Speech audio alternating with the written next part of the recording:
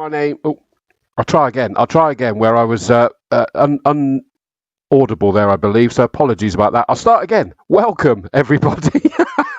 I muted myself in the background. Welcome to Combe TV. Apologies that had the wrong logo on the top left corner. I forgot to change it from the weekend, but VP Racing Fuels probably deserved another plug with the support they gave us, in fairness. So thank you to them. But it is still Combe TV, but it's a slightly different one. We're going two-wheel racing. It's the bikes racing at Combe this weekend. And we had to preview it because it is such an exciting meeting, and it's probably got a little bit more exciting for sad reasons, really, in the fact that NG's meet that was due at Pembrey later this season sadly has been, as we know, everything at Pembrey has been knocked on the head. So that looks like that's gone. I presume that's the case. So it looks like this is the big one. The good news is, don't panic. You're not relying on me to tell you everything. And by the way, thank you for everyone who suddenly said that you can't hear me. I try. I can't multitask me. At the best of times. In fairness, I would hazard a guess I'm not alone on that. But the good news is this person can't multitask but does know two wheels, and I'm going to bring him in. We've got one of the commentators that he covers the bikes every year, and you'll see him at the action days as well. It's a good friend of mine, Martin Bennett. Hello, Martin. You well, mate? I am. I thought we were on to a... He's gone quiet. I can't hear a thing. What on earth is happening? I'm on my own on this. So, yeah, it's good. I'm just adjusting my ears because I can hear myself twice, which is not a good thing. But you were right. Pembrey literally got pulled on Monday night when Steve Bostock gave the briefing. We had a good idea that was coming. Que sera. Castle Combe was meant to be the finale. It is now. And I have seen the entry list, and it's like everybody's out.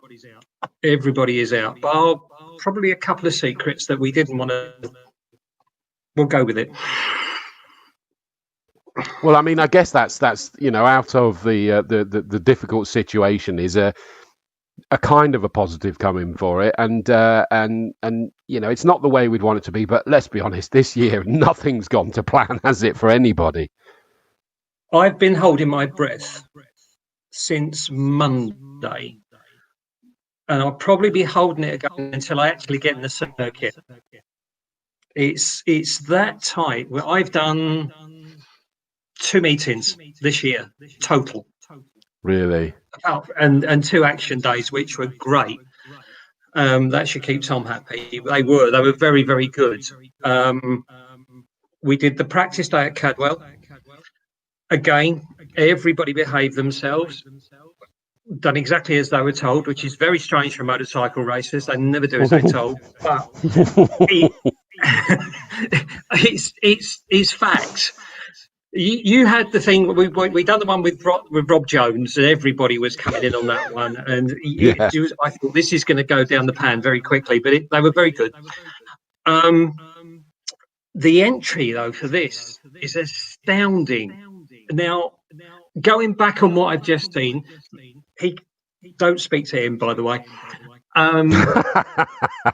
Again, the COVID thing has knocked out, as you probably know, BTCC and BSB. No spectators, no nothing, all behind closed doors. And that's extended, hasn't it? That's extended. They were hoping that they would suddenly get, after the 1st of October, they'd get at least one round in with spectators, and they've gone, nah, it's all gone. No, that went yesterday, didn't it? Late yesterday, yeah. They pulled that, which is... I didn't expect that one, I must admit.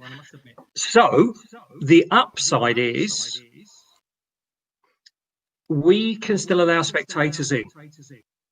Yep. Or rather, Castle Combe can now allow spectators in. This is probably going to be from the T word up the road from me, which we're not supposed to mention, are we? Oh, it's fine. Thruxton is a friend of the circuits. Yeah, I love it. It's a hugely fast circuit. Anything from Thruxton downwards and up to Brands Hatch, nothing. This is the last motorcycle racing you are going to see this season. Go and buy a ticket. Yeah, and on that basis, Yeah, and on that basis, make sure you do, because they are still on sale until midday tomorrow. Midday tomorrow. It is limited number, so either they're going to run out or at midday. So there's no getting in on the gate. If you miss the midday thing, that's your lot. There is no exceptions. There can't be, No. because we're being watched like hawks. I have to tell you, last weekend at the finals day on Four Wheels, we had police coming in and checking things. We had government-based officials and COVID experts, all that kind of thing, watching, checking, making sure everything is okay. So, and I know that it will be the same for you, Martin, is that you'll be asked to sort of periodically through the day, regularly actually through the day, is that you'll be asked to remind people no groups bigger than 6 for the spectators and in the paddock, but up at the spectator banks. If you're going into the like the lavatories, wear a mask. You've got to, sing happy birthday twice. Still, they haven't reduced that yet. It's still 2 lots of happy birthday while you're washing your hands. All right, mate. And I can't remember the words at my age. You've heard them enough. Thank you so much. Are you coming down to the circuit this weekend? Not now. I'm not. No. I'll tell you what, I'm coming down for the historic ones. I'm going to stand in front of your box and I'm going to just. I'm not covering it. I'm not at the Autumn Classic. I'm covering. Yeah, I'm covering British GT at Snetterton that weekend. So that's worth the ride. Yeah, it's kind of top trumps of commentary duties. Let's be honest, but yeah, it's a good point. By the way, I'm just going to bring this up. Is that Mark Isaac says, when will we receive the tickets? There are no tickets. That's clear if you have a look when you book it. There are no tickets. It's an email that you've got that confirms you've got the tickets with your name. Take that. I don't know whether it's definitely needed, but I would say print that out.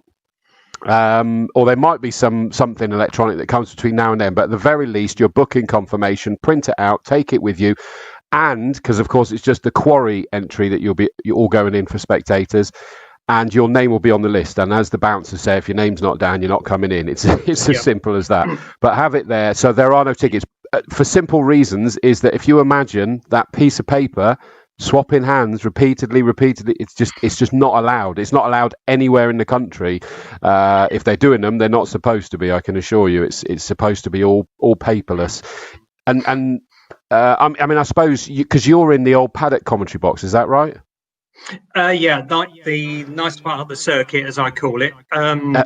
Which is fine, because I was going to say is that you in the main box where you normally get paperwork thrown at you, there is none. Everything is paperless, and I tell you, there's some serious skills have to be learned. But over at Old Paddock, of course, you're left paperless anyway, aren't you? So pretty much so. Then, apart from the stuff I take with me, which is already here, that's okay.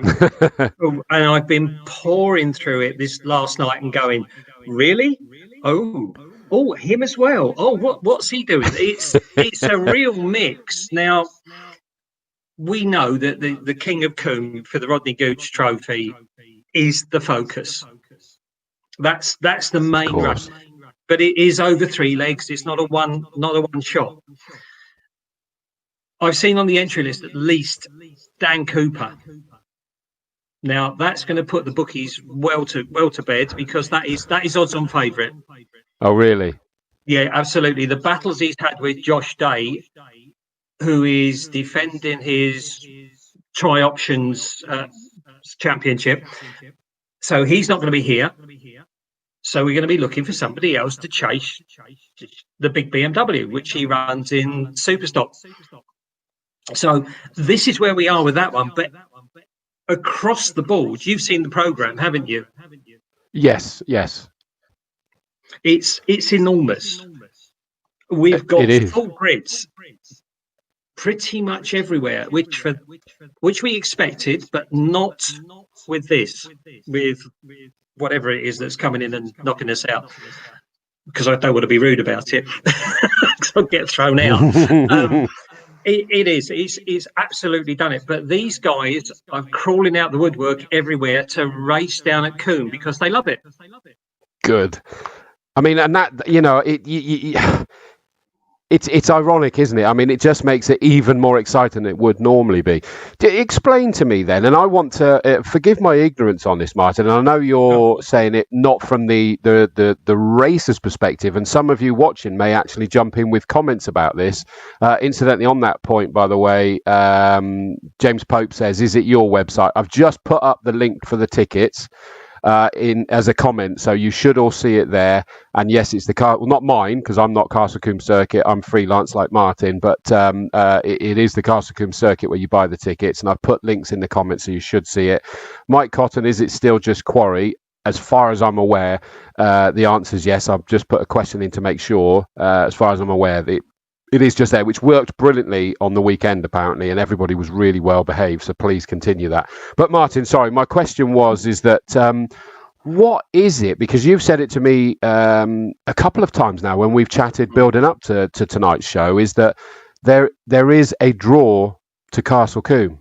Now, is that draw for NG because, of course, that's North Gloucestershire, so it's local, or is there a draw for bikes? And I know there's a lot of history there, so I'm probably asking a daft question, but because I want to hear the answer, really.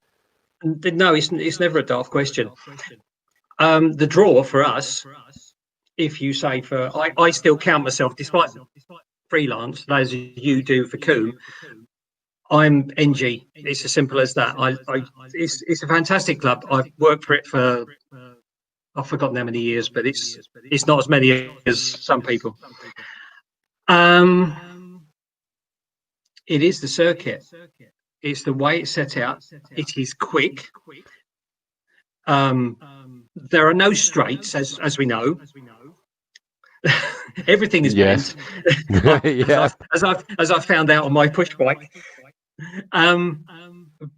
But a guy on a 600 with the 3 chicanes can stay with a big 1,000. Really? It's and because we have this. Oh, I've got to be careful now. The undulations, isn't it? Yes, not bumps. They're undulations. You're absolutely right.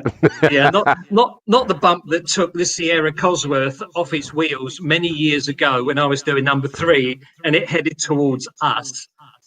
Yeah, that was down at camp, and I thought that shouldn't be there.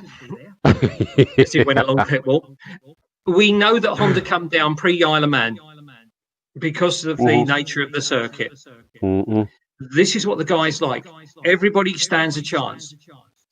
You go double apex quarry. You belt out of that. You go down to X's, which is really tight, really, really desperately tight. I didn't realise until I went through it in the car. And I was on the rumble strips on my side and on the way out as well. And I can't work that out. Okay, and then you boot it and you come down to Old Paddock, which is, again, incredibly quick. And then I blinked and I was down at Tower. That comes along very quickly. And then coming down Westway, which I'm old enough to remember when it didn't have chicanes, you go 1 chicane, 2 chicanes, and Bybrook, which is the last bike chicane, excuse me, is like the last chance. Everybody gets a chance to outbrake, muscle people out as they do, shut the door, etc., etc. It's a racer's track. It's as simple as that.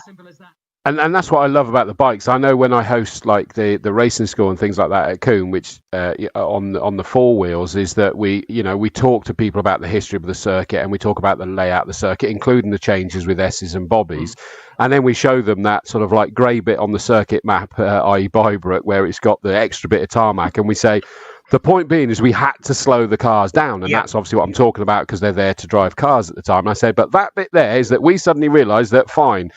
Historically, it was from Tower Camp, still like 165 mile an hour through there before the chicane was there, and then carry on all the way up to Quarry again, pretty much. So we put in Bobbies to slow them down at that point. But we suddenly realised that the bikes from Bobby's to camp are back well and truly up to full speed again. So we had to slow them down again.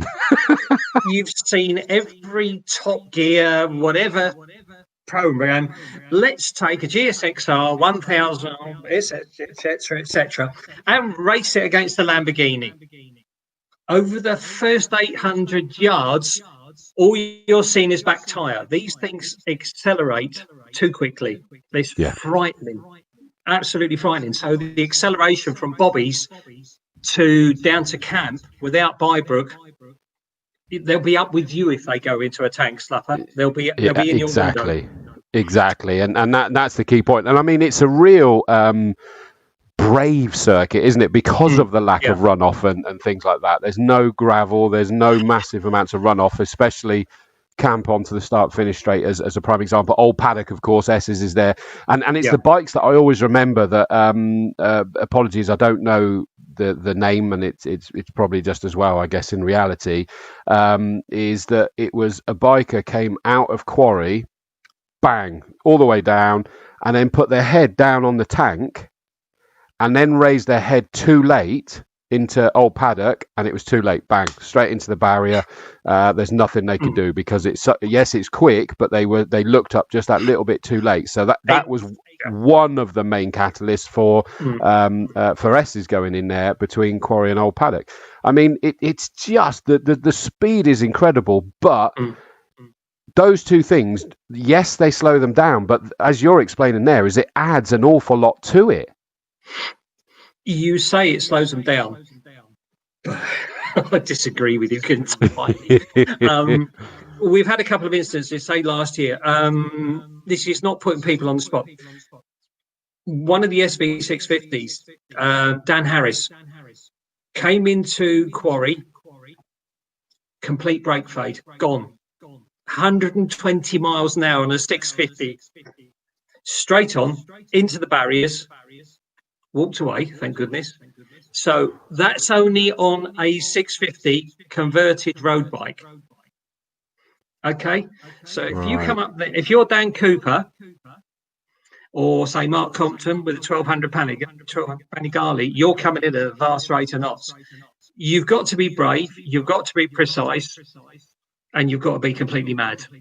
Yeah. These people are barking, and there is only one set of people that are worse than that, and that's the sidecar people, which unfortunately are not here.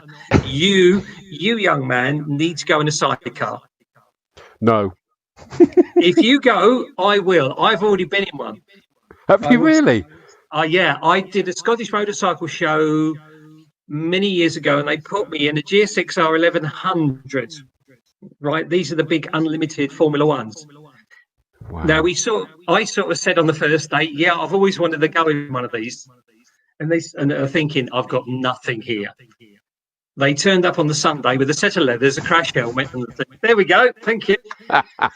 So this was the old Ingliston circuit, and all they did was take me down and one corner and then turn around again. So I had a left-hander and a right-hander. I thought, this is fine off his set.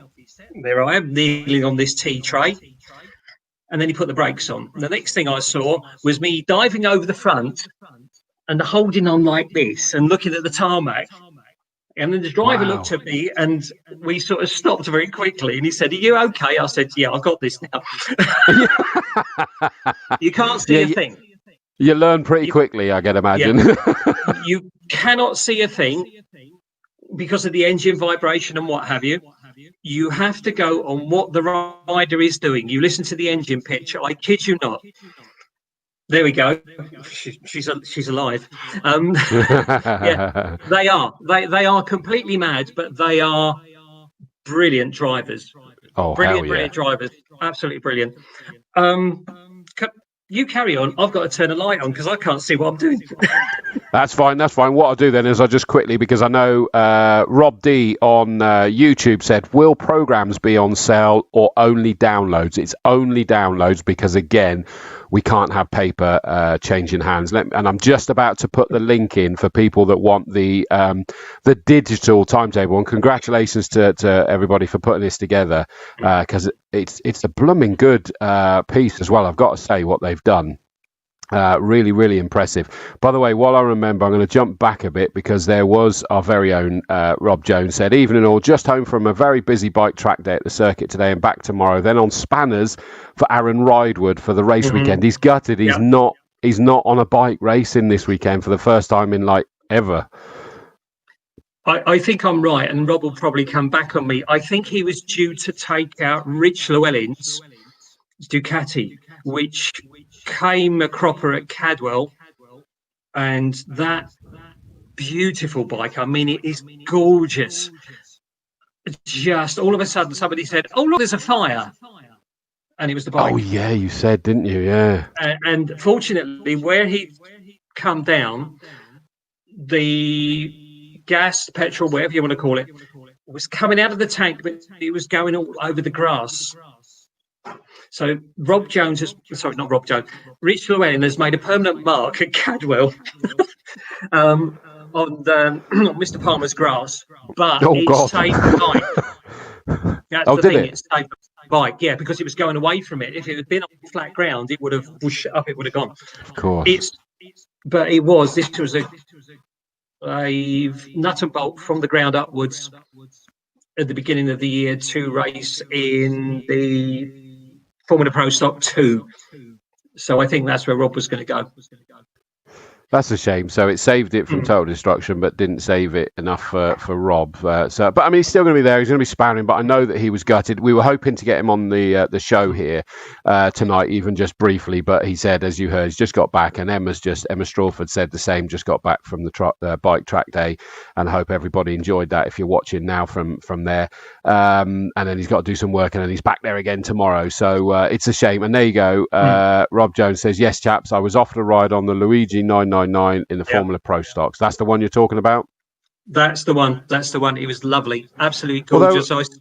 I saw Rich on Cadwell, and the bike was better in the flesh. It really was. It was by the pictures. You would have to smuggle it into your house. You'd become a motorcyclist looking at that bike. Really? Oh, don't get me wrong. I appreciate them. I absolutely, they are beautiful, beautiful pieces of kits. I don't have a license. I've never ridden one. I think that comes from my original one. Is that my parents said, if you do, then we're not putting you through uni. I believe there is a training school down at Castle Combe, isn't there? Yeah, well, don't say that. You'll get me in trouble with the current Mrs. Dawes, and I still want gin refills for the rest of the night, so don't do that now, young man. By the way, talking of which, Emma said about putting 50p in the meter. I'm thinking you should turn it off. We can see you too clearly now, Rob. Martin, I mean. Sorry. Thank you. That's only joking. What does this then?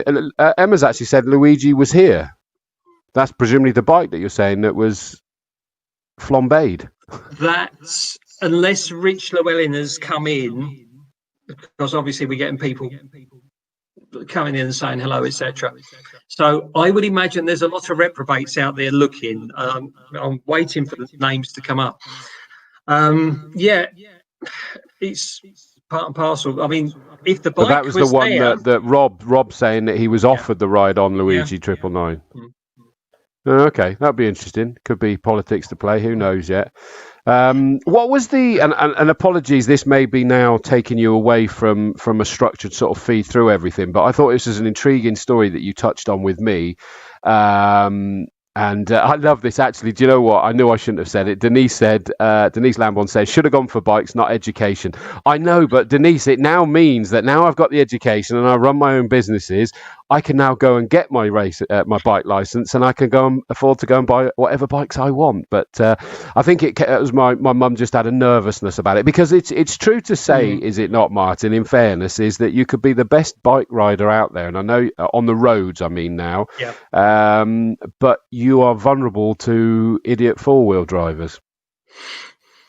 I know you try to keep yourself safe, but you're vulnerable, aren't you? You're vulnerable to everything. Yeah, and that was my mum, and I think my mum had something probably happened in her young years or something, and she was just protective of a little boy, and all of that sort of thing, and so that's why I just haven't. But now, of course, who knows in the future? I don't think I'll have the confidence to race, but no, the best thing you can do, to be quite honest, I am ditching road bikes. sold one. I've got another one to sell. Somebody has relieved me of one. So, yeah, I don't know where that went, but it went in the back of a van somewhere. Yeah, that was this morning. Hello, somebody's broken into my garage. Oh, really? Oh, really? Yeah. Yeah, I was not in a good mood this morning. Oh, my God, I'm sorry to hear that, mate. Oh, it was a project, and it was a right rat, so they've inherited a heap of scrap. And it saved me a lot of money, actually. Best thing you can do is go and speak to Mr. Jones and do a track day. Everybody is going the same way, and if you fall over, somebody's going to pick you up. Yeah. Yeah. No, it sounds like a right way to go. Denise says, "I will hold you to that." Does that mean you're going to instruct me, Denise? You know, is that what you're saying there? Don't go there. Really, seriously, do not go there. You'll regret it completely. Your marriage will be in tatters. I'm going to have words with you, Dan Ball. Right. I love the fact as well that Emma Strawford says JP's grass bill in the post, and that's why I chuckled when you said is that we know that's the thing. It's very well protected, that, as we know, having commentated at most of the circuits all the time. But sorry, yes, I started saying is that the key thing that you mentioned to me was about at Cadwell, and forgive me, I don't remember the details, but hopefully it'll be enough to trigger your memory. What I'm referring to is two boys, first time they'd seen their bikes, and then they just killed everybody. Please, this is the race that you have to watch. Which one is it? This is the Formula Pro Stock Bandit class. Full grid, completely full grid. They run two classes. They're all 600 Bandits, which are designed as a commuter bike.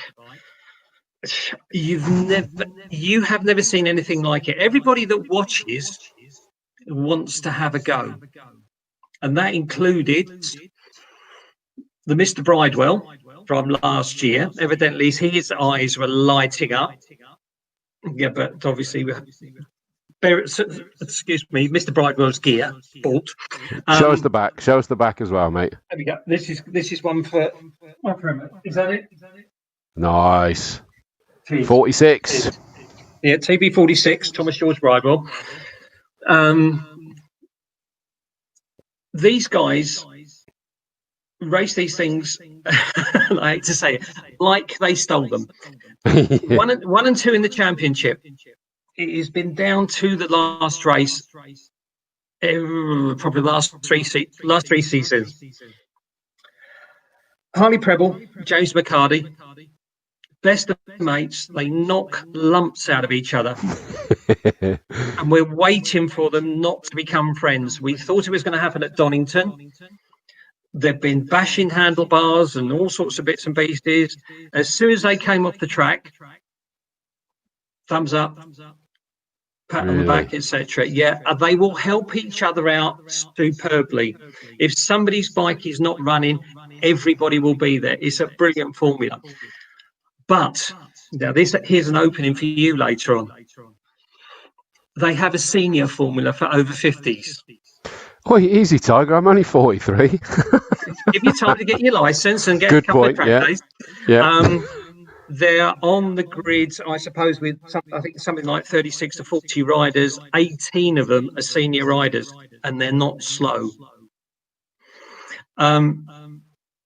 They will carry on.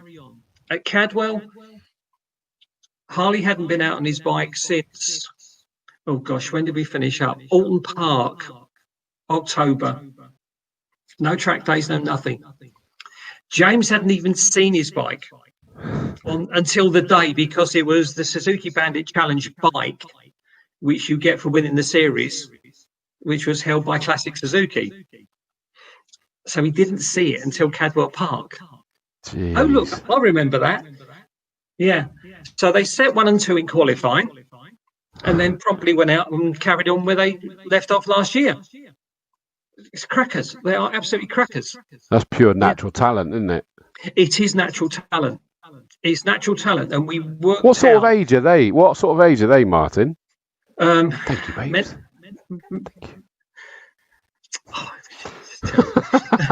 Oh, you're such a creep. Mental or physical.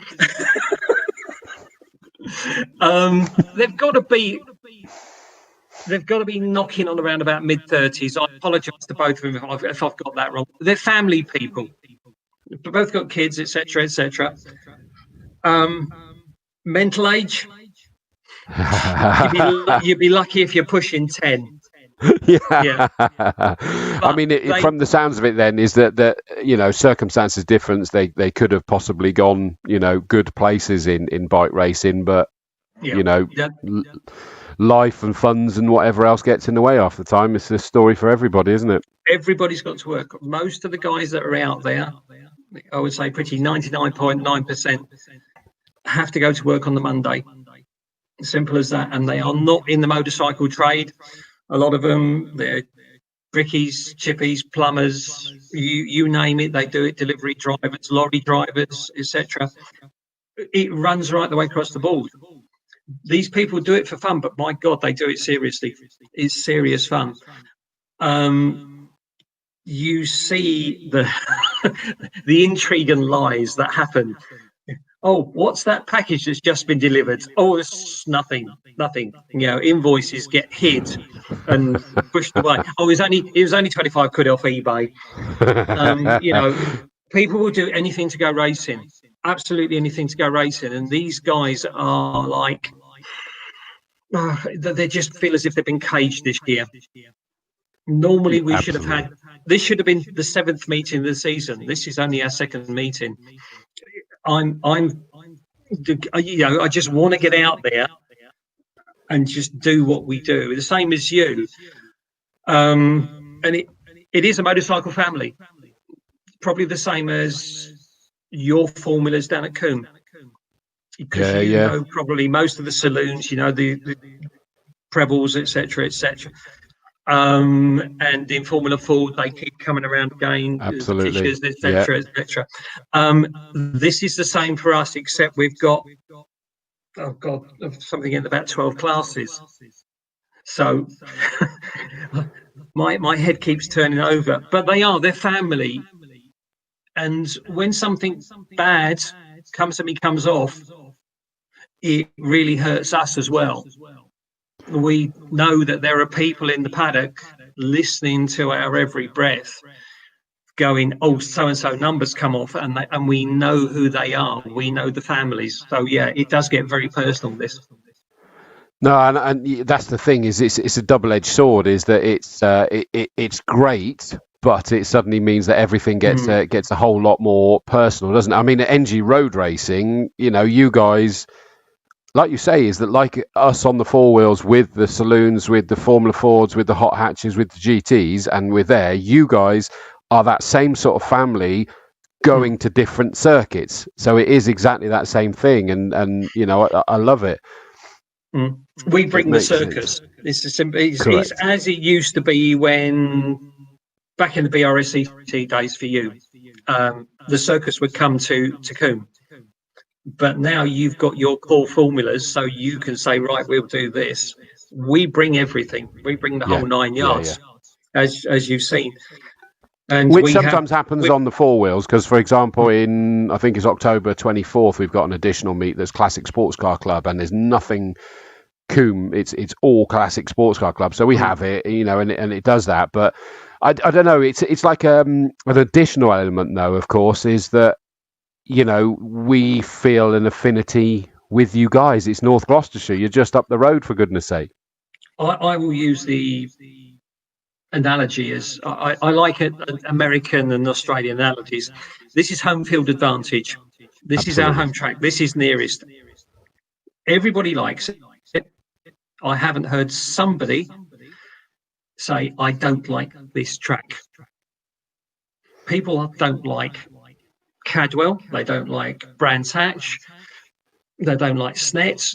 Everybody has the ones that they're bogey circuits. Yeah, they don't like because they either haven't done well, there's something happened there, but everybody likes Combe.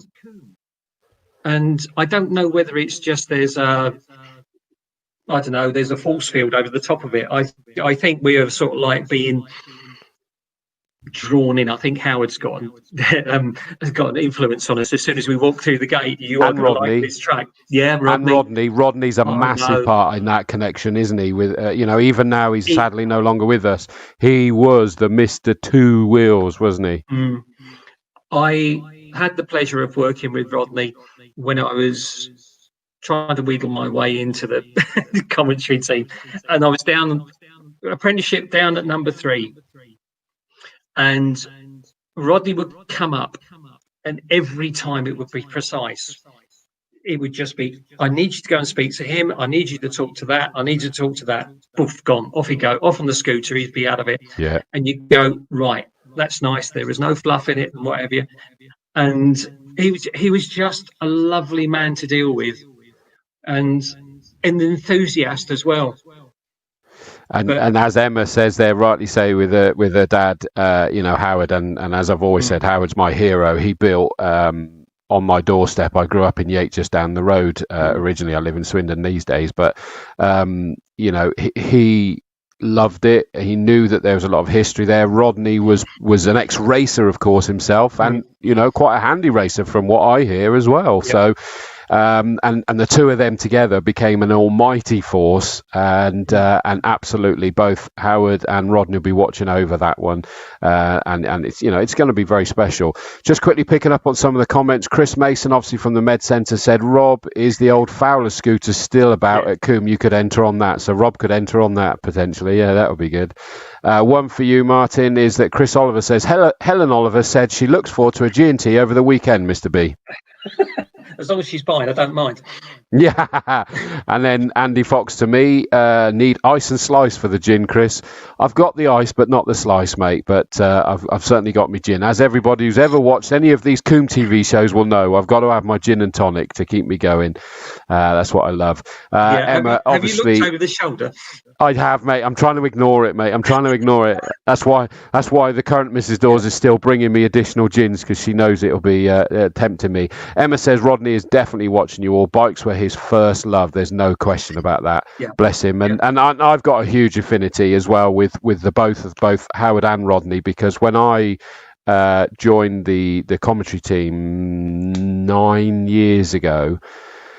It was my first chance, and I applied, and I got invited into an interview, and it was with Howard and Rodney, and they invited me to join on a trainee basis for a year, and then at the end of that got made part of the team. And both of them were, they're just my absolute heroes, and I'm really genuinely, you can probably sense the emotion in me, is that they mean a lot to me, those two people in particular. Before I did this, they already did, or Howard certainly did. I probably didn't know too much about Rodney as a spectator, in fairness. And then once I got involved in this, the both of them, they're very, very special people. And these bikes, this is a huge, huge thing for them. And it's no, I mean, this is probably the biggest gutter, even from a Castle Combe perspective, is that we know full well, if this COVID situation wasn't going on, the spectator banks would be rammed, because it is a draw to so many people. Certainly, if you turn around and say in the whole southwest corner of England, and probably over to the bridge into Wales. Yeah, take it further. You look at it, we are, or in normal circumstances, the one of only 2 bike meetings. This is at Pembrey. We haven't been to Thruxton for 4 years, I believe. It might be more. So the only thing up there is BSB. And you look at that corridor, take a line across and drop down from there. So you've got Southampton, Bournemouth, go along the coast as well, right the way down into Cornwall and come back up again.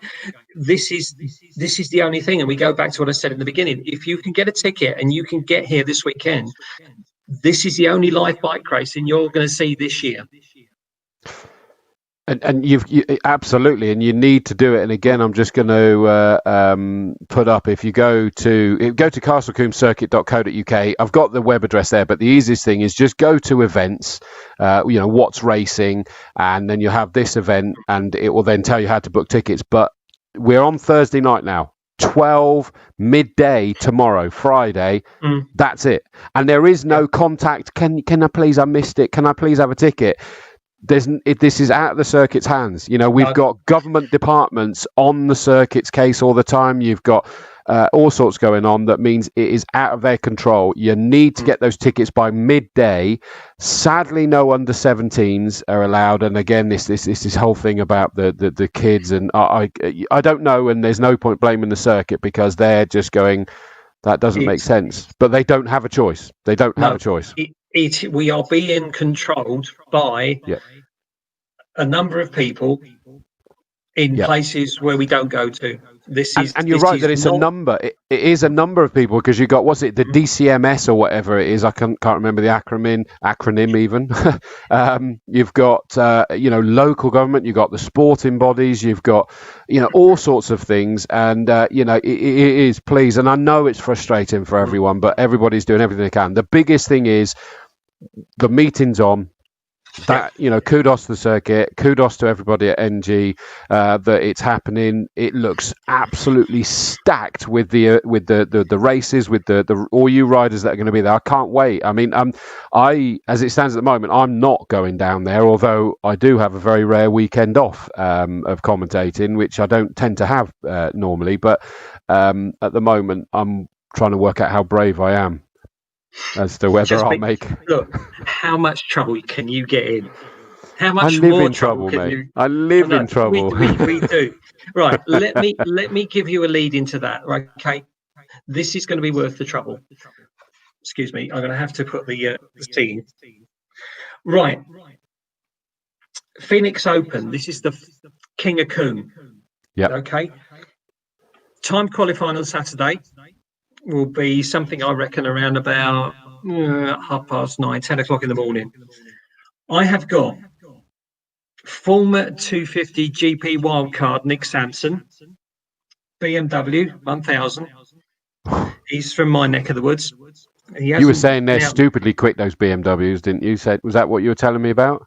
Awesomely quick. For a big bike, they are awesomely quick. Wow! I tell you what, they frighten me. There's lots of things that frighten me. Top fuel dragsters, they're horrible.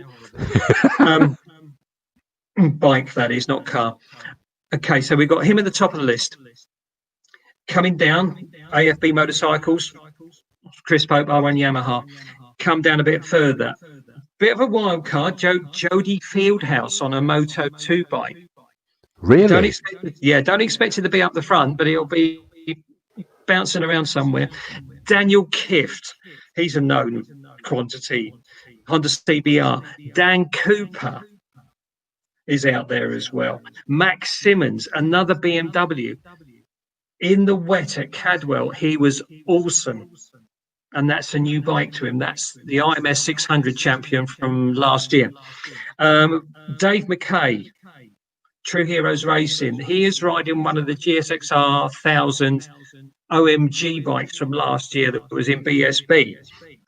Sean Montgomery, ZX10 Kawasaki. That's a good each way bet. And then we go down. Aaron Hughes, Ricky Elder, another BMW. Charles Hardesty, another BMW. Gary Walters, Paul Messenger, Kieran Bly, Aaron Ridewood.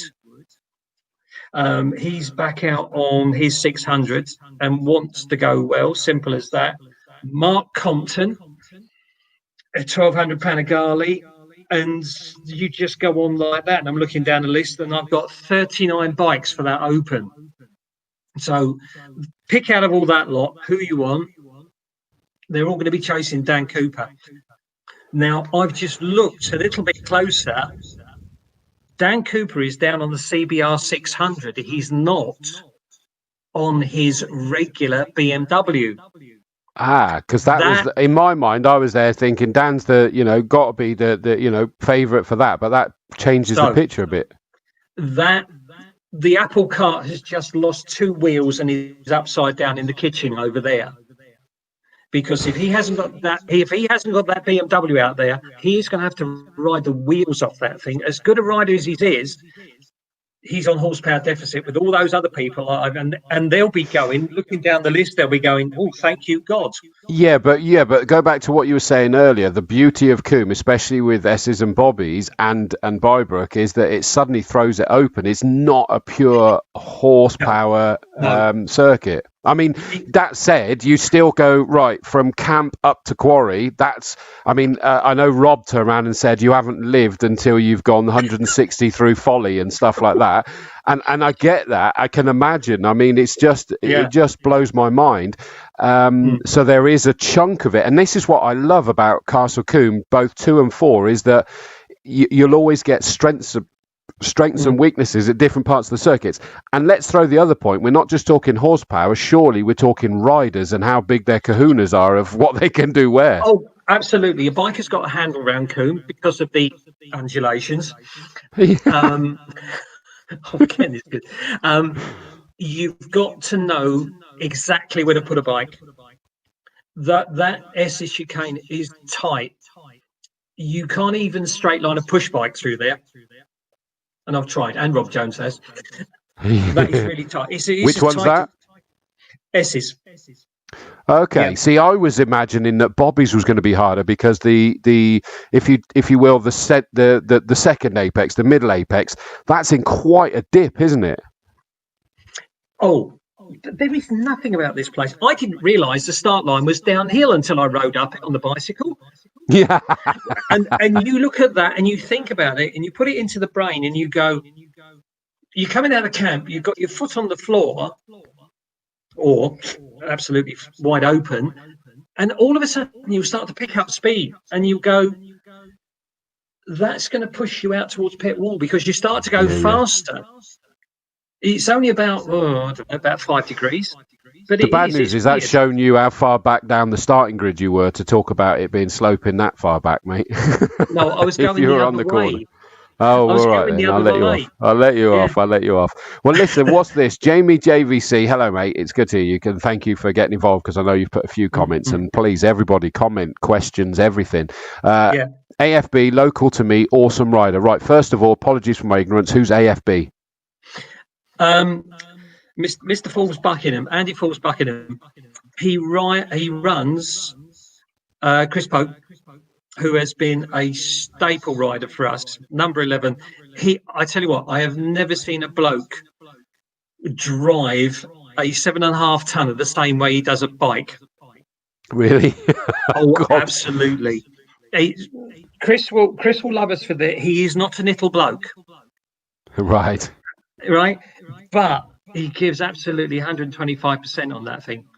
Really, it's a lovely R1. They actually dialed 2 seasons ago horsepower out of that to make it more rideable. Oh, really? Oh, okay. Yeah, because you can play around with the electronics and all sorts. Well, and talking about making it rideable, Denise has made an interesting comment. She said it's a rider circuit. Dan will still do it. And that was what I was getting at, wasn't it, really? Is picking up on the comment you made earlier about the fact that going, fine, he's not in the 1,000 cc BMW now, but... And who we don't know the reason why he's changed bike, do we?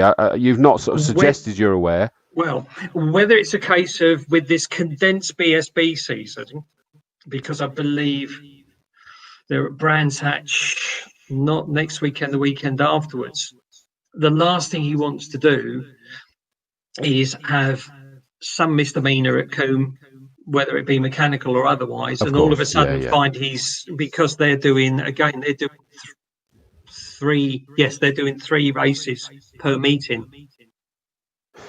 Okay. I mean, I was wondering whether there was a potential that he's made a deliberate change because, as Denise says, a rider circuit, and that maybe he's kind of gone, actually, I want to set myself up for the twiddly bits rather than the flat out bits. And it's got to be a borderline decision in my ignorance, but I'm still would imagine it's a borderline. Emma's made another comment as well. Josh Day and Harrison we missed at Combe this weekend. Wishing H all the best for his racing this weekend. So Harrison's somewhere else then. Yes, Harrison is the next in line. This is the heir to the throne. Yes, absolutely. Okay. Well, I suppose because Harry's gone over to America now. We need someone else, don't we? Oh, you're never going to get a medal or a knighthood now. No. Right. Harrison Day is Josh's little boy, and Becky Bevan.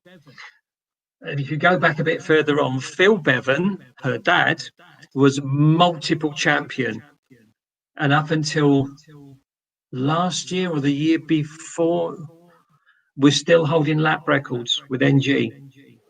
Really? And his last one went at Pembrey, and you can guess who took that from him. Yes, son-in-law to be. Oh, really? Yeah, I walked across into the paddock when that had happened, because that record has been around for years. And I said to Becky, I said, "You phoned your dad up yet?" She said, "No." But no, Harrison is started on the mini moto thing, and he is good. He is very good. But that means Josh isn't here to defend the King of Combe, and it has been Dan Cooper and Josh Day. Yeah.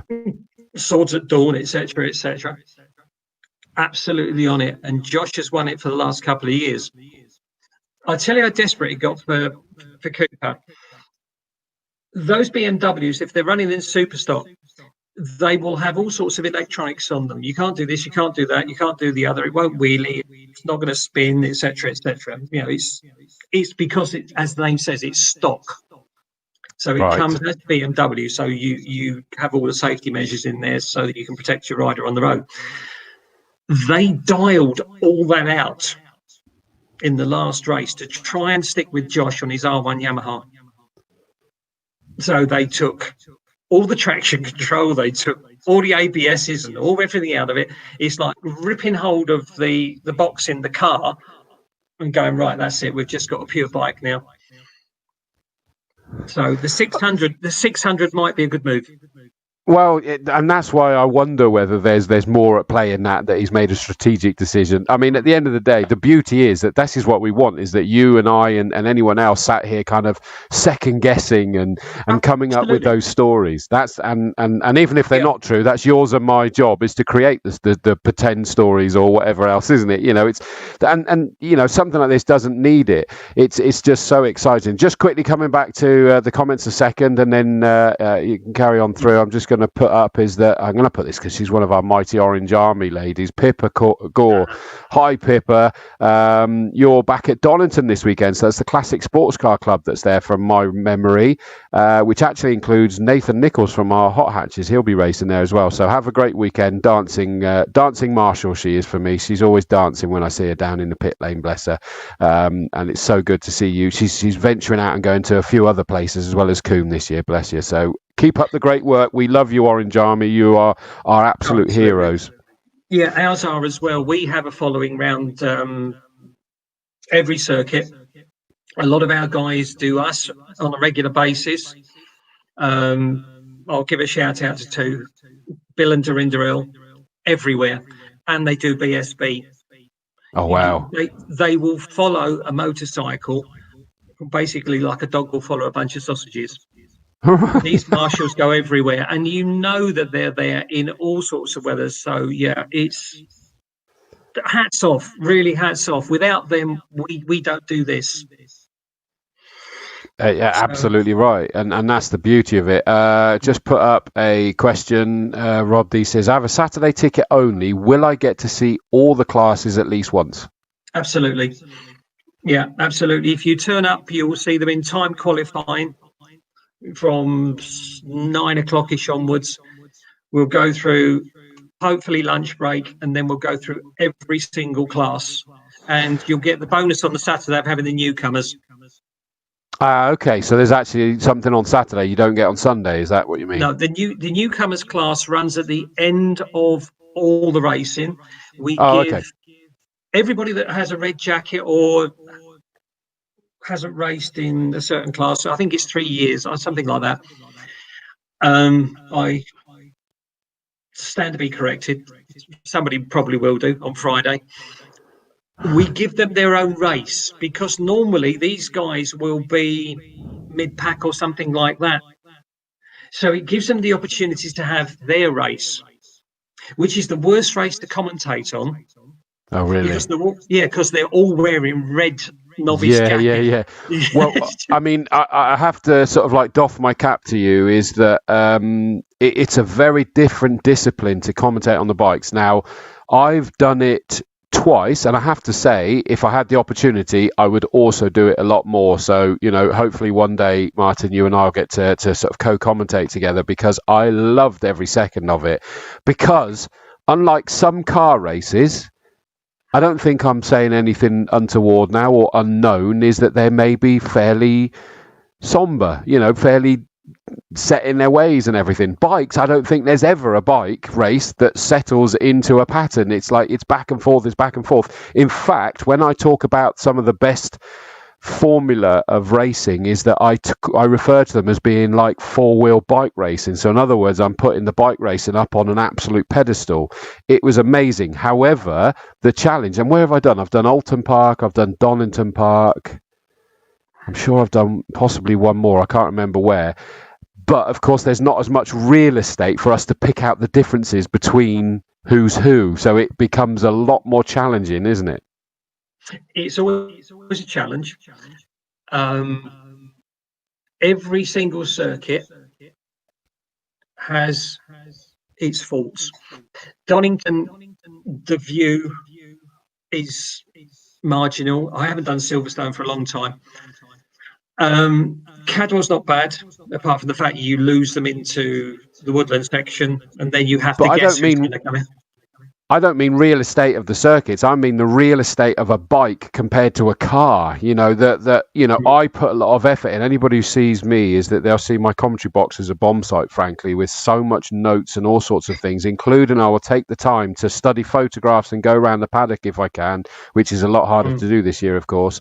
And I'll sort of like have this. I've got these little 2-letter things that will then go, right, it's RD/BK, which means it's red and black. It's RD brackets BK, which means it's red with a black stripe.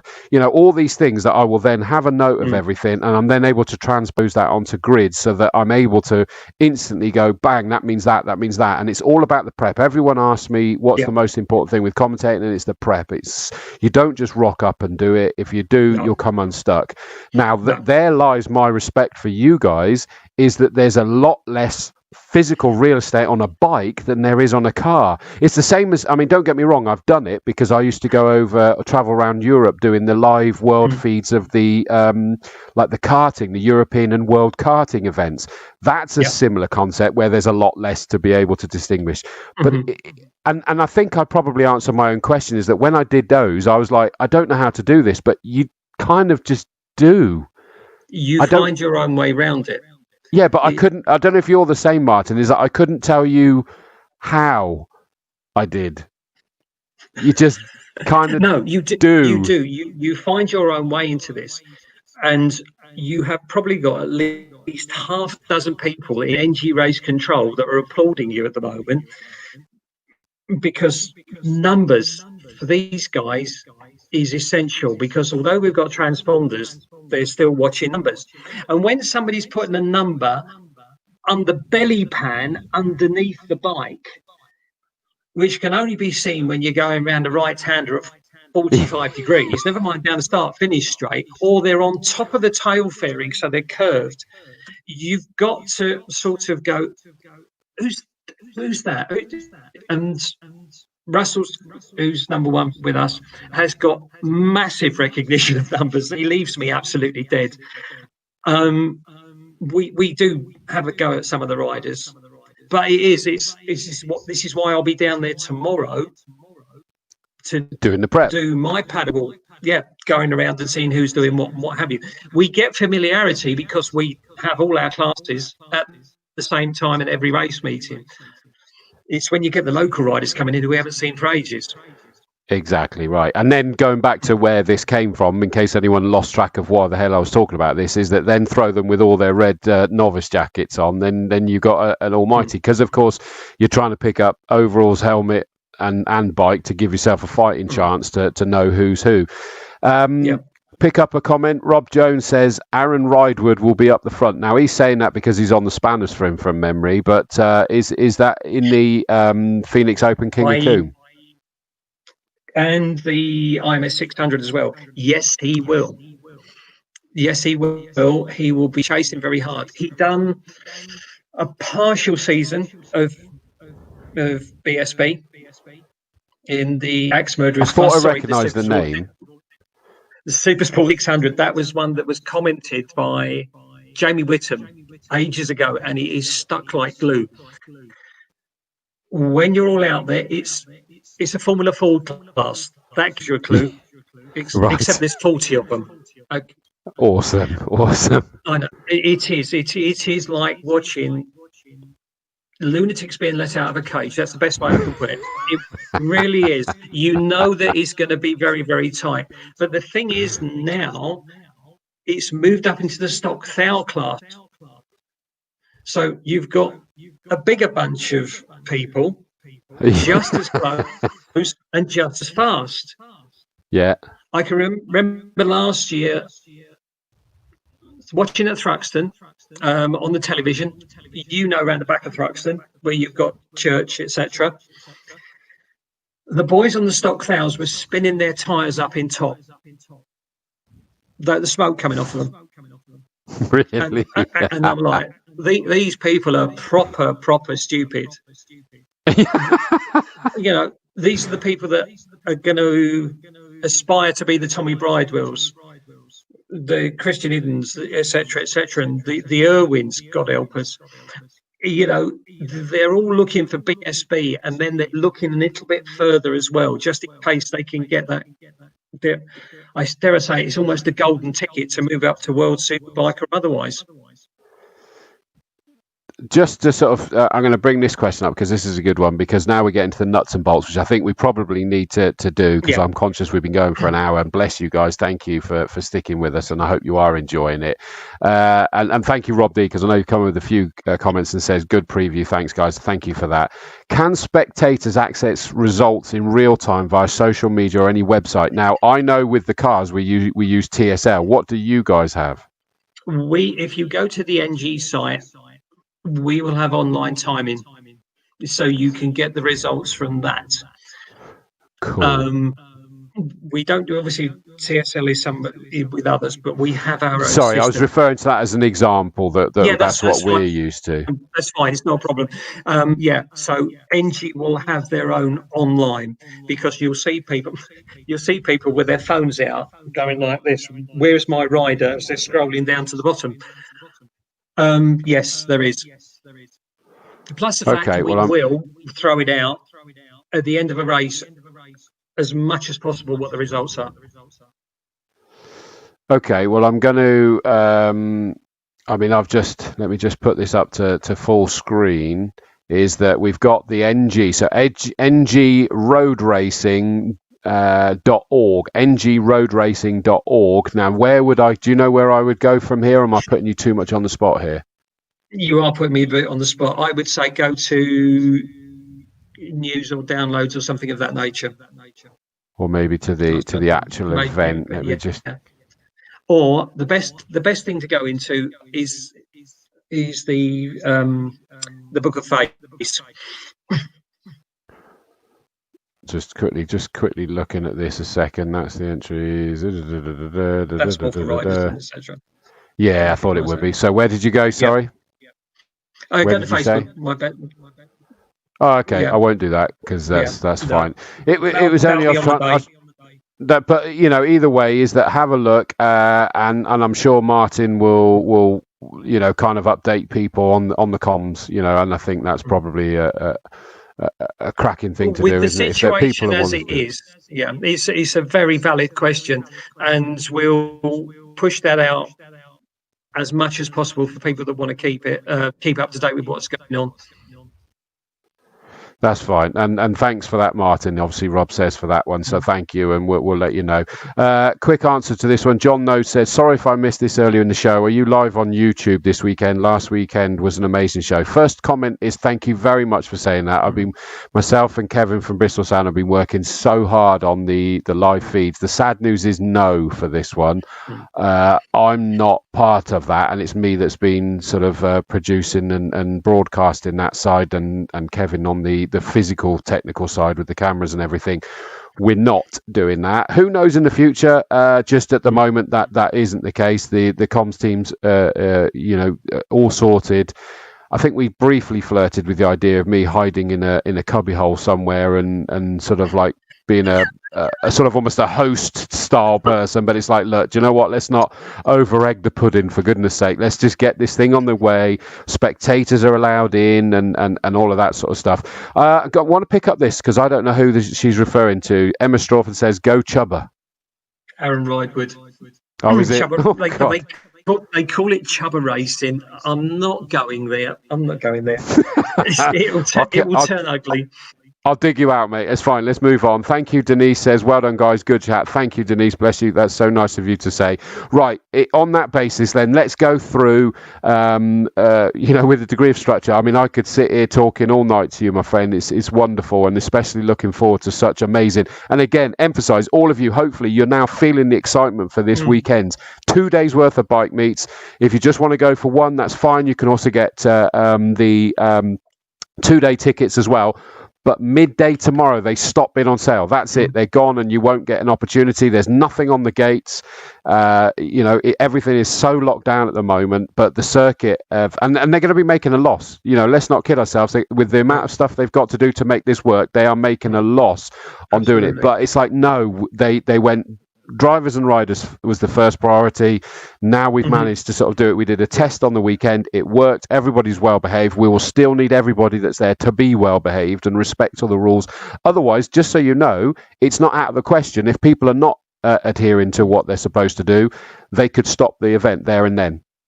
The DSMA or whatever they're called, they have the ability to do that. Yeah, it's dare I say it, it's the people in power. It's not Correct. NG, it's not Castle Combe, it's not the ACU. This is all out of our control. We know how silly and serious this is. Yeah. We have got silly people, we have got serious people, and there's some very serious people. And if they come through and they don't like it, all of a sudden I'll have the plug pulled on me and everybody will be packing up for a short and it weekend. will. And people don't believe that will happen, but I assure you they absolutely will do. And they, at the 11th hour, all sorts of things like that. The Southampton boat show got pulled. We had a motocross event in Wiltshire got pulled at the 11th hour. We know Pembrey has been pulled late. Anglesy's been pulled late on events. Mondello over in Ireland, all sorts of things. It can happen. It is what it is. And even if I know some people seem to have this weird sort of notion that this is, they have conspiracy theories about this. Look, throw that out the window, whether you agree or disagree. Please just ignore that for the 2 days. Is just accept the rules are there and we need to do it so that we can keep this going. We need to keep you guys in there enjoying. We need to keep you in the paddock enjoying the racing. It's why we've also got this sort of situation that I know is not popular, but it's the same across the country. Is it's two distinct bubbles. Paddock for the racers, quarry at Castle Combe is where they're going to be is the spectators. It's the same at whatever circuit. I've been at Donington and the spectators can't get into the paddock and all that sort of stuff. But just enjoy it because I'm like literally listening to you, Martin, is that all of this is exciting. But let's just quickly work our way through. So I'm going to go through this and if there's nothing much to add to it, then that's fine. Just tell me. Metzler, DTR Street Stock 700 and 1300s and Love, Life and Ride pre-injection 700. Right. Okay. You've got right. Okay. Right. That's the first one on. That's the shut up, dude. Right. That's the entry list for that. Wow. 2 pages. That's the entry list for 3 classes. That is unprecedented. There are all sorts of people in there. I'm not going to go through the list. Right. Metzler DTR, Metzler Tyres, Dennis Trottle Racing. All these people have stuck with us. Big, huge thank you. Love, Life and Ride. This is the vest. This is the inflatable vest. Yeah. Which has been you should see the video they put out for testing at Combe. Right. This guy comes along, he's got the vest inflated. The guy's doing the demo, he's going, this will protect you, this will do that, this will do that. And the first thing he does is he picks up a baseball bat and he whacks him with him. What? Not once, 3 times. 3 times. And the poor bloke is getting absolutely... But this is a lifesaver. Absolute lifesaver. And there are more riders coming into... Love, Life and Rise, if they are coming down to us, will normally run a test for these things. You can borrow one of these for your races, and they will go through it and is it comfortable, etc. One of our bandit riders came off at Pembrey, absolute dead stop, over the handlebars, down on his chest. Dave Benoit was in hospital for probably the best part of a week and a half, maybe 2. Wow. He has bought one of those and he's out racing the game because he feels safer. Amy Thrower, who is Martin Thrower's daughter, she has got one. She had exactly the same situation. She came off chest injuries, etc., etc. You see the guys on the MotoGP, they're walking away as though they're in a right half. It's inflated in leathers. So you see them walking away like this. They're up and running and they're safe. So that stays inflated, or it inflates when you have an impact? It inflates when you have an impact. Right, that's what. Yeah, I got you. Okay, It's a bit like a body airbag. Yeah, absolutely. I think I'd heard of that, and that does sound amazing. The thing that worries me is your description of it is that if my wife overhears that, she'll want me to get one so that she can safely beat the crap out of me. But that's another story. But anything? Yeah, thanks, mate. Thanks. Love you too. Anything to add to that? To those guys? You're looking at a bunch of people down there. We're getting our own Chris Oliver back, who is a local, Trowbridge.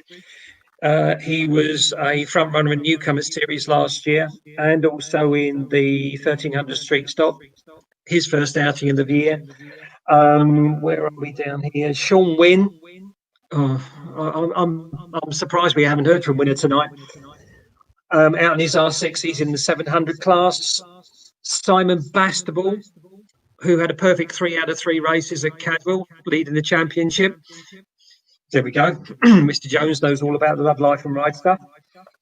The Harrisons are back out again for the first time this year in the pre-injection 700s. There are far too many suspects.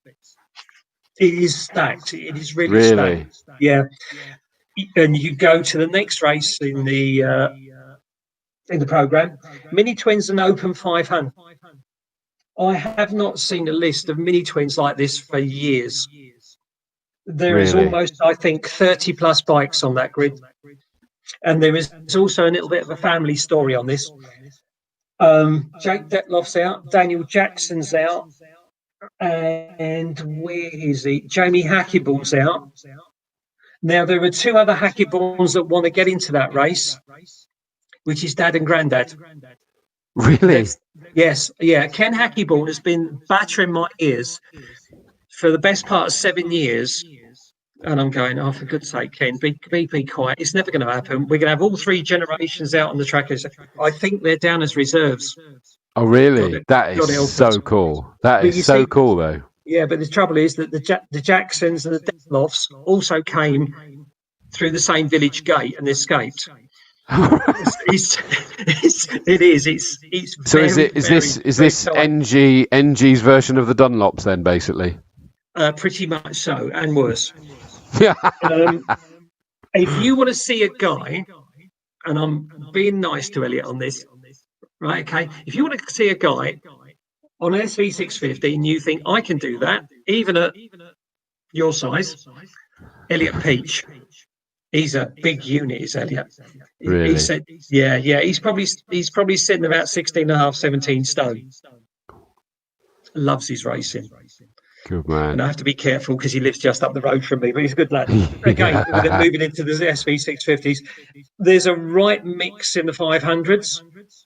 FZR 400 Yamahas, TZ250 Yamahas, Aprilia 450, Kawasaki 400s. It's what I call the 5. We keep in what we call the 500 class, which was the blue ribbon, alive. So we've got an entry for that. And again, hang on, turn over the page. Steve Colville, Connor Swire, he's back out again. It's just all over the shop. One of our headlines, 250 GP and 125 GP. That is an ACU National Championship. I just spotted that, yeah. Yeah, this is the only place where you will see former GP 250 bikes racing. So you will have the smell of two strokes, the absolute ringing in your ears from two strokes. And again, we're looking at people that are going, oh, what are you doing here? Nick Sampson out from Double Take, out with the TSR 250 Honda.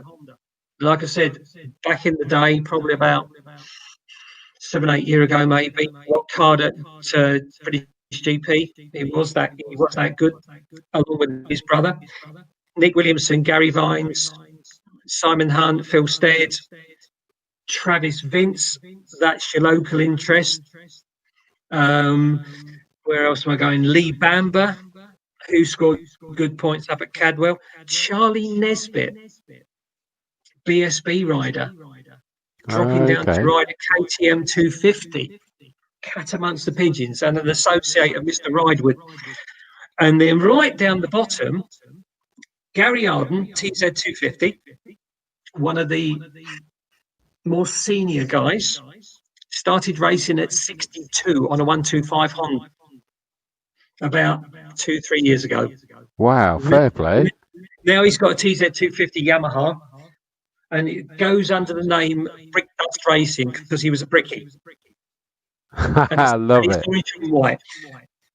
Underneath that, former #1 plate holder, Phil Atkinson. Now he's out on a TZ 350, which is an elderly bike. He has to pray for dry weather. Those bikes, which I think we're due. I think we're getting, by the way. Yeah, because they don't have in the classic racing wet tyres.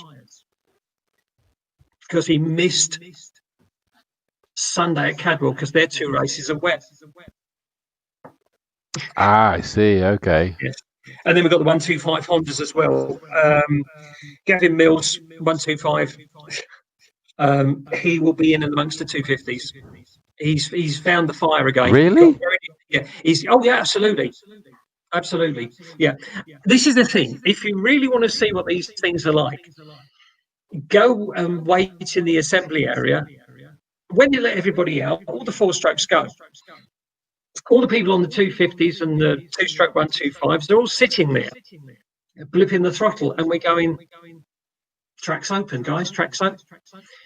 These things have got to get to 60 degrees before they will go. So the kettle's got to boil.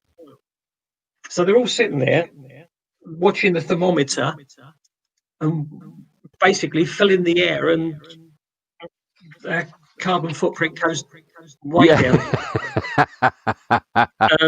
I didn't know that was the reason. I've seen them do it, but I didn't know that was why. I, for my sins, worked the assembly area up at Cadwell on the test day, and I found out so much. You've got to basically throw yourself back into school. And I was like, what are you doing? So you sit there and you get a better chance to talk to the riders. Yeah, for sure. Race not to miss, really not to miss, is the Mutel Formula Pro Stock Racing Suzuki Bandit Challenge. Up and down, you will not see racing closer and better. This is another Formula Ford with, let me have a look, 38 to 40 bikes, all with similar horsepower. You're the dilemma now, aren't you? You're looking for a pass out, aren't you? I haven't even got halfway through it. I know. McCartney and Preble are neck and neck in the championship. Yeah, so that's going to come down to the wire. This is where Rob Jones would have been. 100. I hate this. No, 100% suspension. Sound of Thunder Super Twins. So big V twins, 3-cylinder Triumphs, they fall into that category. So Paul Willis leading the championship by consistency. He has been a staple diet of NG, multiple champion right the way through the years. You can't not bet on him. Mark Compton, 1200 Panigale. He's as tough as old boots. But my goodness me, he throws a bike around all over the place, and he was at Cadwell. He was he came to grief more times than I could count. We've got the True Heroes Racing guys in there. Ben Feller is in there. Where is the numbers? Mike Long on 75. So they're back in force as well. Martin Thrower's out on his 959 Panigale. Bill White, local rider to me, Aprilia RSV 1000. So we've got some real noise out there, and it's going to be very close. And then you go down to the Super Twins, which is again the 650s as well. So we've got the Little Twins, and you will find Little Twins up in there. Breed, Ducati Desmo 2A, and A&I Racing 400, Formula 125, and Junior Supersport. We've combined a lot of classes in there. The Ducatis are the most economical class you can find. They Really? are quick. They are 600s or 620s. They will push out something in the region of about 58 or 62 brake horse. They are ridden superbly. It's like riding a 250. You know about corner speed, and when you've got a lower powered bike, you've got to push it through the corners. Because if you absolutely hammer on the brakes, you lose the speed, you lose the momentum, Absolutely. and you've got to pick it up again. So these things, you've got to ride them like a 250. And it's tremendous fun, tremendous fun. It's just a shame we can't have spectators in the paddock because they'd find out how cheap these things are to race. The Formula 400, I believe that Sean Wynne is leading this championship. It guts me to say that because the winner will be all over the place if he pulls up another couple of first places on this. Again, isn't that the one that's nicknamed grass cutter or whatever you call him, lawnmower or whatever? Oh no, he's a sticker bomber. If ever you see SMW Racing sticker anywhere, you know who's been there. He's put it there, is he? Got you. There is one on the pit wall. I know. I walked past it one of the action days, and I thought, hello. Oh God, we've been here. There's loads over in Ireland. We see pictures from every airport in Christendom, ferries, everywhere. The only thing he hasn't put a sticker on is myself and Russell. Yeah, well, you've just tempted fate there now, haven't you? You know. It. Yeah. Bluebell Lakes Power Bike, Love Life and Ride pre-injection 1300s as well. Again, the power bike is like the Open, but a lot of people will drop out of the main Open and they'll do this one as well. So it's a second outing for the big bikes, really. Okay. Chris Pope. I found that when I've ever been there is that there's quite a few of them that will be racing in multiple classes. People will do 2, 3, even more classes. They'll swap which makes sense. Yeah, it makes sense, doesn't it? Yeah, Sean Wynn's doing 3 classes with 3 bikes. Just quickly say, Emma Strawford says, shout out to Team Track Days, Aid, Wallbridge and Tim Hawkins. What are they in? AD, I believe, is out in the Open.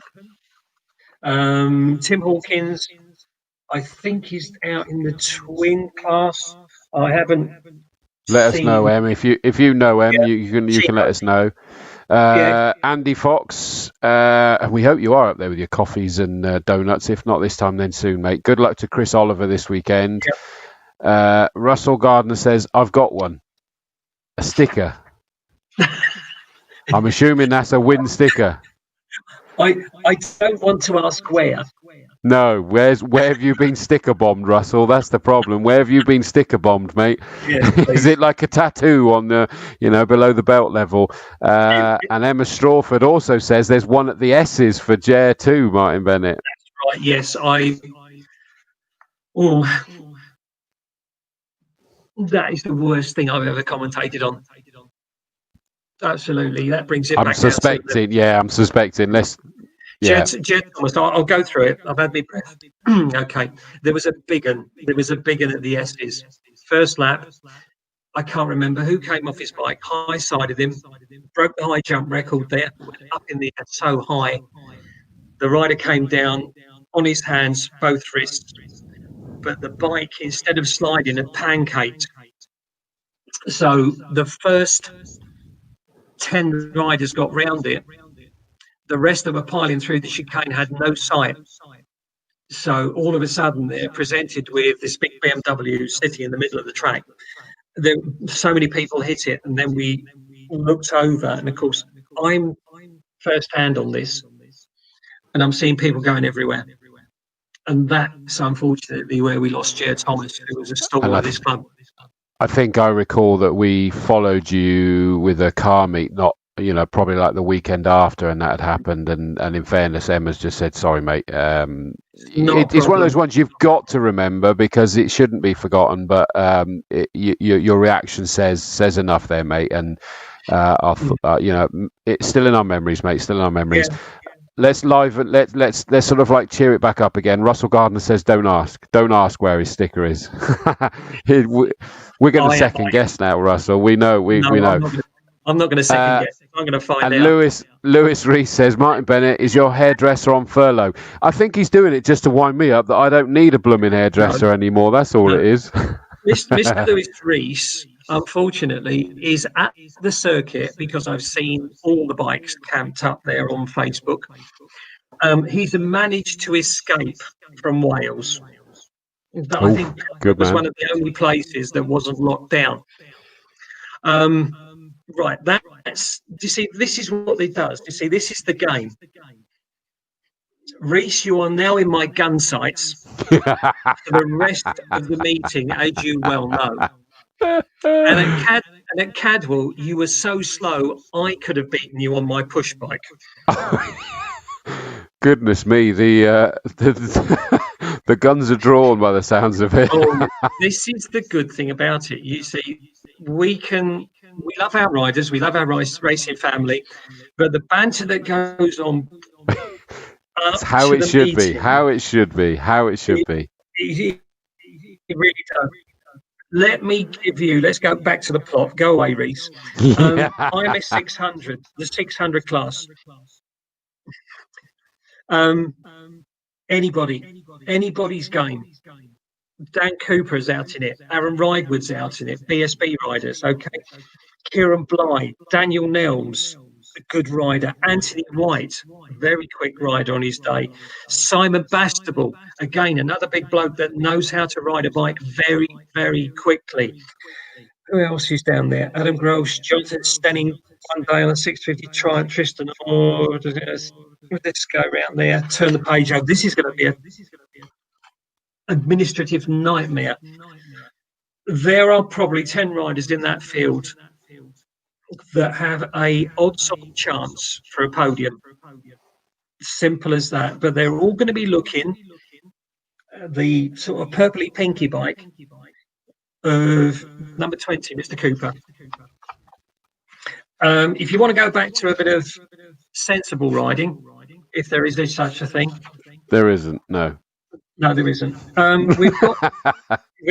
there isn't. Formula Pro stock, FP1s, 2s and 3s. This runs alongside the Bandits. They've got enough bikes after a real drive over the winter, and I'm really pleased to see this, that they've got a full grid. Keith Chambers, the head bandit, as we call him, has organised this class and moved it around a bit so that FP2 is like another twin class. So Sound of Thunder can go, I'll have some of that. So this is where Luigi Moto came in. This is where Rob Jones should have been. Not that I'm rubbing it in. Okay. So we have a bit of a situation here. I'm going to let the cat out of the bag here. Now, we've got all the FP1s. Keith Hicks, Greg Gibson. Don't see Tony Hart in there. I have to check it. Might be a Keith Higgs on the Harris Kawasaki. This is Formula 1 TT as was. Okay, Nick Allison on the Katana is going to be quick. I know that he was at Cadwell. Right, FP2. Normally, we would have on the very aged TL1000 Suzuki, which was never a racing bike. It was made by Suzuki to challenge the Ducatis and failed miserably. We have Mr. Hewitt on one of these things. Right, he's about this tall. He bounces around the paddock like Tigger. He is just so enthusiastic about his racing, it just rubs off on everybody. He fell off at Cadwell in the warm-up for Sunday. He's broken bones in his wrist, etc. Can't ride. There has been a rumour that there's going to be a guest rider on that bike. I can now announce to the world and you that for one day and one day only, people, but we're not going with the rest of it. Dave McKay, True Heroes Racing, is going to be on that bike. He's quick. He's quick. He's very quick. I'm loving to see you are proper like kid-like excited about that. I tell you what, he's going to be jumping all. McKay, when he's the form, he is last year's champion from this class on the Panigale, and I guarantee you he hasn't sat on that bike at all. Yes, he has, but I'm not going into that. That's because that got quite rude.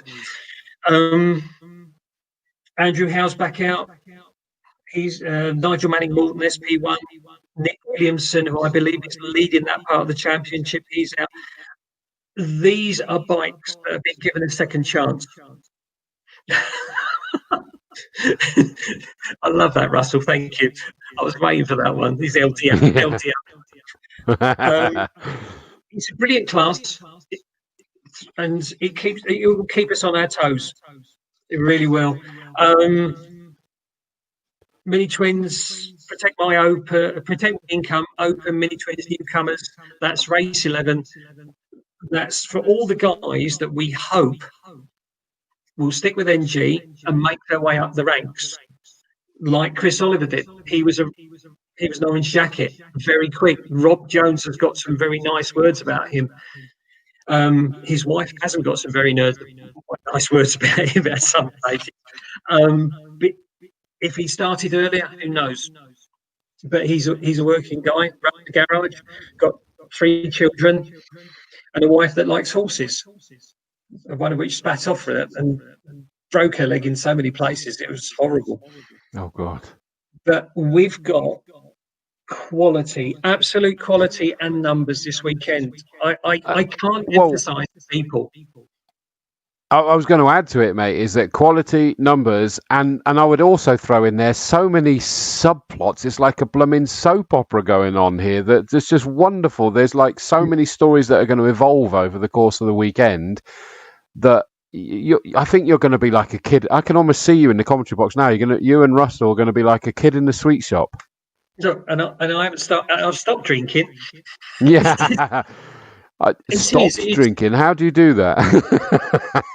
That's all water behind me because I finished them and I haven't got the money to pay them anymore. Well, I'm going to throw in another one that's racing that Emma's thrown in, and this is a wonderful story. I didn't know this. Is that she said another shout out, Martin's biking mate, Miss Kate Mustill, and she's said, yes, daughter of Nigel Mustill, who of course races with sort of brother of Godzilla, the Nissan GTR Nismo thing, and various other things over the years. And I know Nigel very well, bless him. So she's out racing as well. Yes, she is. She is in the Super Twins, where she's racing with her fiance, Andy O'Sullivan. They met through biking. She is a faster cyclist than me. Damn her. But the history goes back. I looked down the programme at Brands Hatch, and I thought, that name rings a bell. So I caught her coming off the track, and I said, did your dad race cars? Because how far do you go back with Nigel? I mean, when I say I know him, sadly, I don't necessarily, he probably doesn't know me. I know him that way round. But, I've been commentating on him for most of my career because he tends to pop up with some pretty amazing pieces of kit, doesn't he? Oh, he I know does. his health sadly kind of stops him racing as much as we'd love to see him out there these days, but he does rock up with some amazing pieces of kit. Oh, that Nissan is a monster. Well, did you see before that the Volvo? I didn't see the Volvo, but I'm going far back into the distance. When I was at Quarry as a very wet behind the ears spectator, the V8 Mark 1 Escort. Yeah. When he was out there with Brian Fisher and all sorts, that thing came growling round, and of course, it looks superb. It looks just like an Escort with flared arches and what have you. Boy, he's got a race with an entrance, hasn't he? That's the thing with Nigel, and so cool to hear that. I'm going to pick up on this one because we need to sort of think about wrapping up soon, because we could just carry on forever and we have to be careful we don't. Stephen Palmer says, any advice for a newbie at their first race? Gulp, almost wish I hadn't watched this. First of all, Stephen, don't say that. You're supposed to be really excited about this, mate. It's such an amazing circuit to be.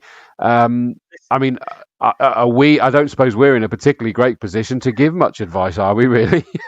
This is where we could have done with Rob Jones being on, probably. I'm trying to work out what Stephen, can you throw what class you're in? And then I can tell you whether you need to stay or go home. Behave, Martin, behave. Everybody around you will be that helpful. You will not feel it. You've just got to race the way that you do. Don't feel you've got to be right up the top end of the field. There will be other people like you out there.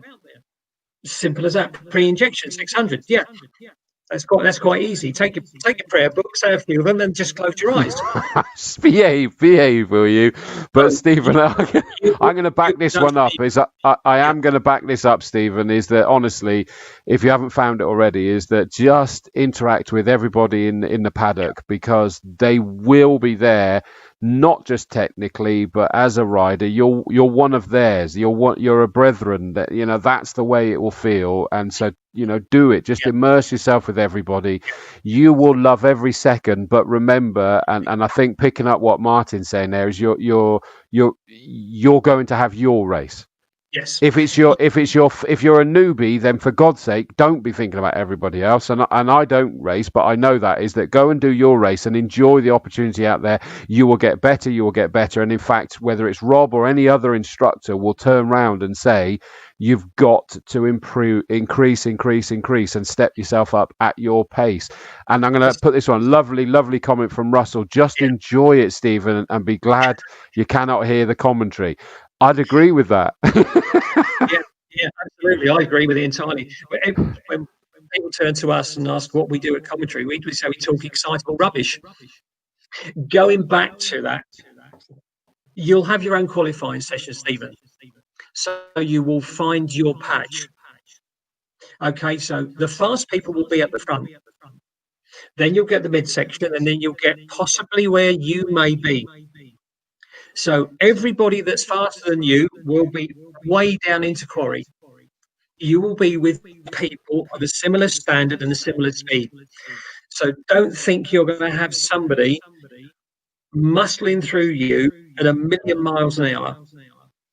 You will be mixed up with a group of people, whether it be larger bikes, smaller bikes, or other bikes, because I know in pre-injection 600, you will have a larger stuff there. It will be your race. And once you start racing, that is the only thing that you will think about, and it's the only thing that you will see. You will not see the barriers, you will not see the marshals. I hope you see the flags. But your focus will be absolutely there on the person that's in front of you. And I've got to put that up because this is an absolute golden nugget, mate.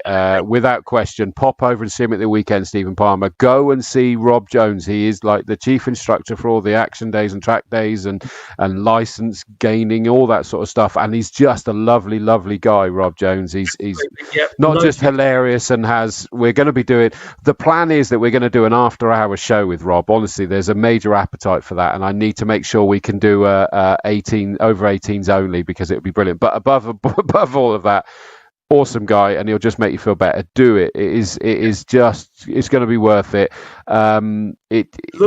Just enjoy it. Yeah, look for him with Aaron Ridewood and the number 88 bike.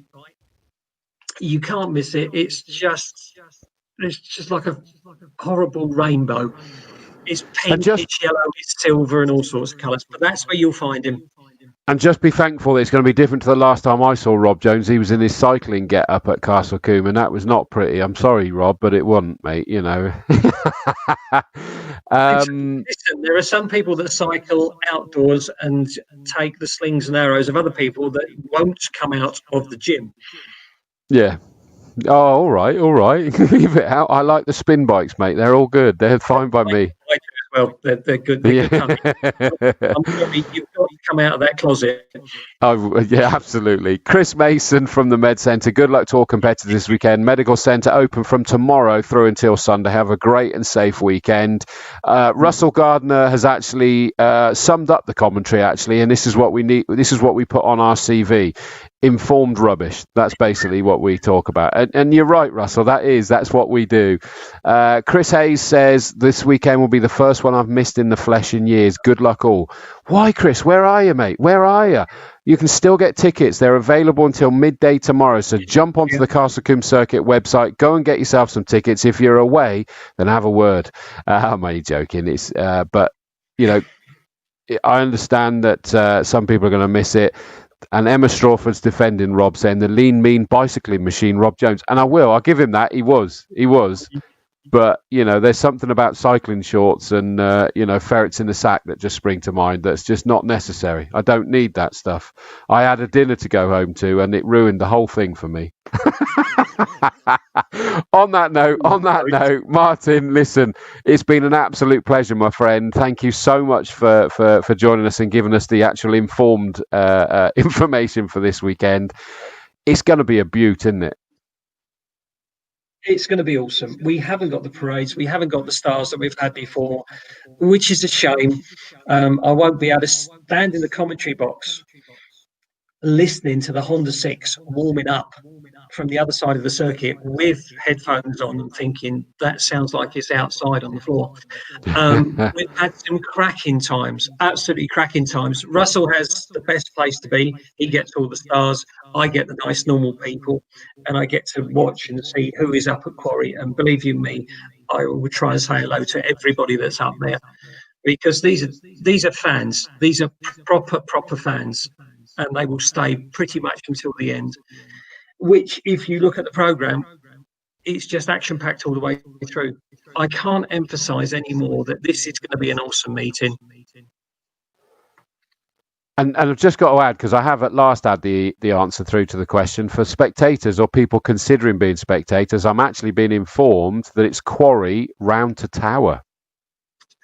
Great, absolutely great. That is a real run down there, because they can look on that gallery that overlooks the S's. Yeah, Farm Straight along there, exactly right. And you can be at Old Paddock round by your neck of the woods all the way up to Tower. So all of that for spectators from Quarry. So Saturday, Sunday just gone was a test that it was Quarry only. It's now expanded. And I that's the reason I asked the question, is I thought that I'd caught wind that might be the case. And I've just had it confirmed that absolutely Quarry round to Tower. This is just wonderful news. It's been one of those things that have had to sort of like test a few bits and pieces. So anybody who's thinking about it, if that makes a difference, go for it. Go and do it. Go and watch it. You've got more that you'll be able to watch it. And, you know, okay, you can't walk all the way around, but you can walk backwards and forwards, can't you? Which is great to hear. And you know, through being out there, one of the nicest things of being out at that point, people come walking past. And they're so close to you, and all of a sudden you get the wave, and you're thinking, 100%. Who are you? It means the world, though, doesn't it? It does mean the world. It does. I mean, that has made my weekend now. Apart from talking to Russell, of course. Yeah, absolutely. No, I completely agree with that. Russell Gardner says, bring back Freddie Spencer. That's another program. Yeah, exactly. It's not the same thing. Emma Strov says, great chat, boys. Let's get this weekend started. Absolutely. And I hope that's what you're all feeling now. Rob Jones himself says, great show, boys. Sorry I didn't join you tonight. I'm sorry as well. You didn't as well, mate. But thank you for getting involved with your comments, because I know that he's been commenting while he's been doing work, having been at the track day today and, of course, tomorrow as well. So thank you, Rob. I appreciate it, matey. Chris Hayes has added, meeting Hickey and Hutchie in 2018 after Hickey got the lap record made that one for me. Of course, we've possibly not got the sort of like the headlines to that effect at the minute, but, crikey, what we've just covered, what Martin's informed you all about, yes, it might not have the sort of like the journalist dreams, but frankly, there's so much action, so much subplot to go on to this. It's going to be amazing. So jump onto the Castle Combe Circuit website. Martin, enjoy yourself over Saturday, Sunday, mate. Yeah, I would say if you need me to put a word in to get you a pass out. Thank you, mate. Yeah, I might do. In fact, I'm seeing my mum and dad this weekend, so my dad might be up for that. So I might get the two of us nipped down there, but we'll see. You will come to, right, and this is for the whole of next year as well, hopefully, a normal NG meeting. And this is what we do 7 to 8 times a year. And this is why we get so damn excited about it. And even so now, it's almost like, yes, best club. Yes, he's woken up now. He's been in hibernation. He's come out of his caravan. He's turned into a caravaner. It's disgusting. Absolutely disgusting. It is. I mean, I did it all year. Well, I think it was last year is that I happened to be free on at least one of the days of the bike meet at Combe. And I don't remember what it was. Oh, I know what it was. And I'm pretty sure it was last year, because I actually had a cancer scare last year that turned out, thankfully, to not be. But, just going through those kind of times is a troubling time. And I just escaped off on my own, which is unusual for me. I just went on my own up there. In and watched the racing. I just wandered round incognito around the circuit, just literally enjoying the sights, the sounds, the excitement, everything. And it was just pure escapism. And it was just so cathartic. It was incredible. We have got to get you, right, when all this is done and dusted, we have got to get you, and this is a threat and a promise. We have got to get you down on number 3, because Mr. Parrish does it, and it frightens the living daylights out of myself and Russell, because you know what it's like. You just don't know what's coming. And that's the way I love it, mate. That is the way I love it. Let's be honest, I had that tonight with you. Let's not kid ourselves, Martin. Hey, expect the unexpected. It's a race meeting. No, absolutely. We seriously must get you to the meeting next year. We have to put it in your diary. You're either going to be upstairs doing the runner for Russell, so that'll do your exercise as well. You get your steps up, or we're going to put you down on grid.